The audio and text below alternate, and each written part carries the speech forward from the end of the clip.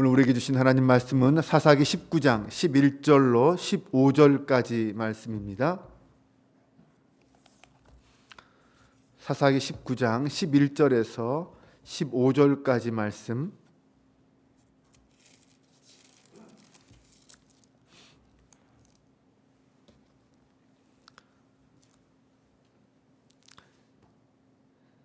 사사기 19장 11절부터 15절까지 한 절씩 교독하며 봉독합니다.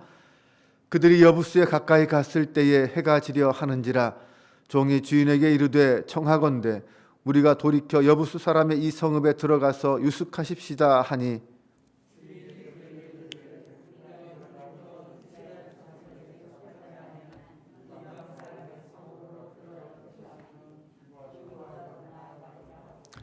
또 그 종에게 이르되 우리가 기브아나 라마 중 한 곳에 가서 거기서 유숙하자 하고 모두 앞으로 나아가더니 베냐민에 속한 기브아에 가까이 이르러 해가 진지라. 같이 봉독합니다. 기브아에 가서 유숙하려고 그리로 돌아 들어가서 성읍 넓은 거리에 앉아 있으나 그를 집으로 영접하여 유숙하게 하는 자가 없었더라. 아멘. 할렐루야. 오늘도 새벽을 깨우고 성전에 함께 모인 여러분에게 우리 하나님이 하루도 동행하시며 우리의 앞길을 인도해 주시기를 주님의 이름으로 축원합니다.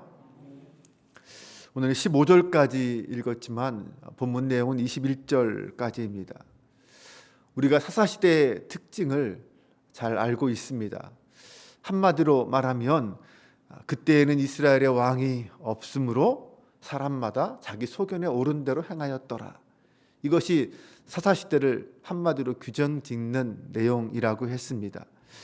하나님을 왕으로 섬기지 않아서 영적으로 타락한 시대가 사사시대입니다. 사사기는 바로 그렇게 하나님을 떠난 사람들의 모습을 적나라하게 보여주고 있습니다. 오늘 본문에 나오는 이 레위인의 타락 이야기도 마찬가지입니다. 어제 본문에 이어서 그 내용을 살펴보면 베들레헴 장인의 집에 5일 동안 유숙하면서 융숭한 대접을 받은 이 레위인이 드디어 5일 만에 첩을 데리고 장인의 집을 떠납니다. 하지만 얼마 못 가서 여부스 가까이 도착했을 때 그만 해가 저물고 맙니다. 너무 늦게 떠나서 그런 거죠. 당시 여부스는 예루살렘의 옛 지명으로 베냐민 지파 땅이었지만 베냐민 지파가 정복하지 못해서 여부스 사람들이 여전히 그 성에서 살고 있었습니다. 이 레위인의 종은 현실적으로 이제 날이 저물었으니까 여부스에 들어가서 하룻밤 유숙하자라고 제안을 합니다. 하지만 레위인은 이방인 마을에서 유숙하는 것을 꺼려 했습니다. 그래서 조금만 더 가면 베냐민 지파의 지경인 이 기브아가 있다. 거기에 가서 유숙하자라고 말합니다. 기브아에 도착해서 들어가면 그래도 동족들이니까 자기를 환대해 줄 것으로 생각했던 것입니다. 하지만 안타깝게도 그의 생각은 엄청난 착각이었습니다. 15절 말씀을 보면 기브아에 가서 유숙하려고 그리로 돌아 들어가서 성읍 넓은 거리에 앉아 있으나 그를 집으로 영접하여 유숙하게 하는 자가 없었더라. 네, 기브아에서는 나그네를 영접하려는 사람이 한 사람도 없었습니다. 나그네를 영접하는 것은 단순히 윤리적인 차원의 문제가 아니라 하나님의 명령, 율법입니다. 신명기 10장 19절 말씀에 보면 너희는 나그네를 사랑하라. 전에 너희도 애굽 땅에서 나그네 되었음이라. 하나님이 이렇게 말씀하셨습니다. 그래서 이스라엘 백성들은 나그네를 대접하고 환대하는 것을 당연하게 여겼습니다. 아브라함이 그랬고 롯도 그랬습니다. 그들은 나그네를 환대함으로 천사를 환대하게 되었고 그래서 하나님의 은혜를 복을 받았습니다. 그러나 당시 시대는 사사시대, 아니 자기 소견에 옳은 대로 행하는 시대였습니다.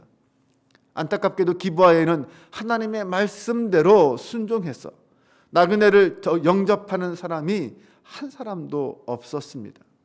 동족에 대해서 막연한 기대를 품고 갔었던 이 레위인은 그곳에서 이방 사람보다 못한 대접을 받았습니다. 그것도 동족들에게 말입니다.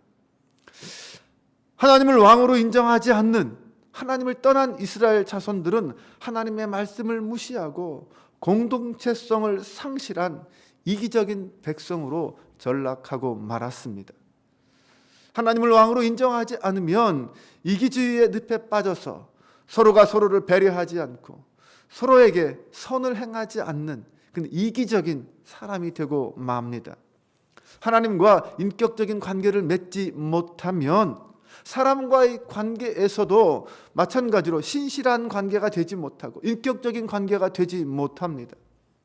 왜냐하면 사람을 진정으로 사랑할 수 있는 근거, 그 동기는 바로 하나님으로부터 나오기 때문입니다. 하나님을 떠나면 사람과 사람과의 관계에도 진정한 사랑을 나눌 수 없다는 것입니다.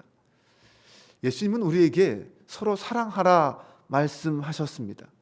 서로 사랑하되 내가 너희를 사랑한 것 같이 사랑하라라고 말씀하셨습니다. 네, 예수 그리스도의 사랑을 느끼지 못하고 알지 못하면 서로 사랑하기가 어렵다는 것입니다. 그 예수님이 말씀하신 그 사랑을 할 수 없다는 것입니다.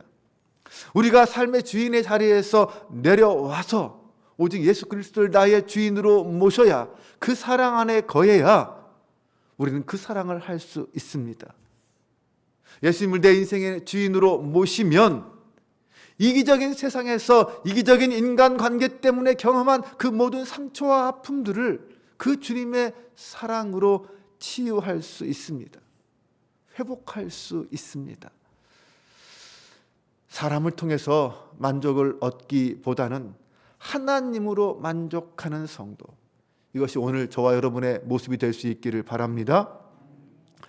레위인이 기브와 성읍 넓은 거리에서 곤란에 처해 있을 때, 그렇게 황망하게 당황하고 있을 때 한 노인이 등장합니다. 이 노인은 레위인과 마찬가지로 에브라임 산지 사람이었다라고 합니다. 그런데 기브아에 살고 있었습니다. 레위인은 자신에게는 양식이 풍족하니까 당신에게 손해될 일이 없습니다. 잠자리만 제공해 주면 됩니다. 이렇게 호소를 했습니다. 그러자 이 노인은 그 레위인을 안심시키면서 그들에게 필요한 모든 것을 다 제공해 주겠다라고 말하며 자기 집으로 데려가 영접합니다. 그래도 그 땅에 율법을 지키는 한 사람은 남아 있었던 것 같습니다. 그런데 사실 이 노인의 형편을 살펴보면 그리 좋은 형편은 아니었습니다. 그는 힘없고 외면받는 사람이었을 가능성이 많습니다. 왜냐하면 그도 그 기브아 땅에서 나그네요, 이방인 취급을 받았을 것입니다. 나그네를 영접하지 않는 기브아 사람들의 모습을 보면 기브아 사람이 아니라 베냐민 지파 사람이 아니라 에브라임 지파 사람으로 기브아에 머물고 있는 이 노인도 아마 그 동네에서 이방인 취급받으며 외면받으며 살고 있었을 것입니다. 기브아에서 가장 힘없고 약한 존재로 보이는 그 노인이 나그네에게 호의를 베풀었습니다. 이런 걸 보면은 말씀에 순종하며 살아가는 삶이라는 것은 그의 형편이 풍족하다고 되는 것도 아니고, 그가 어떤 높은 지위에 있다, 권력을 갖고 있다고 해서 되는 것도 아니라는 것을 알 수 있습니다. 오히려 사회적으로 능력이 많고 재물이 많아도 자기 이익만 추구하면서 다른 사람들을 무시하고 홀대하는 그런 사람들이 훨씬 많이 있습니다. 이익과 손해를 따지는 사람은 주님의 사랑을 실천할 수 없습니다. 나그네를 환대하는 것은 나에게 어떤 이익이 있어서 하는 것이 아닙니다. 그것은 하나님의 명령이기 때문입니다. 내가 하나님을 나의 주인으로 모시고 하나님 말씀에 순종하는 삶을 산다는 증거이기도 합니다. 그런 의미에서 성도는 끊임없이 자기 자신을 경계해야 합니다. 사탄의 유혹에 넘어가지 말아야 한다는 것입니다. 사탄은 끊임없이 우리를 이렇게 유혹합니다. 너는 가진 것이 없잖아. 넌 시간이 없고 바쁘잖아. 너는 힘도 없고 은사도 없고 능력도 없잖아. 그러니까 가만히 있어. 아무것도 하지 마. 네, 이런 말로 우리로 하여금 하나님 앞에 순종하지 못하도록 미혹합니다. 성도는 이 속임수에 넘어가서는 안 됩니다. 이런 것들이 하나님의 일을 감당하지 못하는 핑계가 되어서도 안 될 것입니다. 하나님을 따른다는 것은 어떤 돈을 따르는 것도 아니고 권력을 쫓는 것도 아닙니다. 내 거 다 챙기고 남는 시간 사용해서 하나님을 섬기는 것도 아닙니다. 이 노인처럼 자신의 삶의 자리에서 하나님이 주신 능력, 내게 주신 은사, 그것을 가지고 비록 크지 않은 거지만 작은 것이지만 그 사랑을 실천하고 드러내는 것입니다. 예수님 우리에게 너희는 먼저 그의 나라와 의를 구하라 말씀하셨습니다. 오늘 우리의 삶의 자리에서 만나는 사람들을 진심으로 환대하고 그들을 진심으로 섬기고 돌볼 수 있는 오늘 하루가 될 수 있기를 주님의 이름으로 축원합니다. 기도하겠습니다. 하나님, 우리의 왕이 되어주심을 감사드립니다.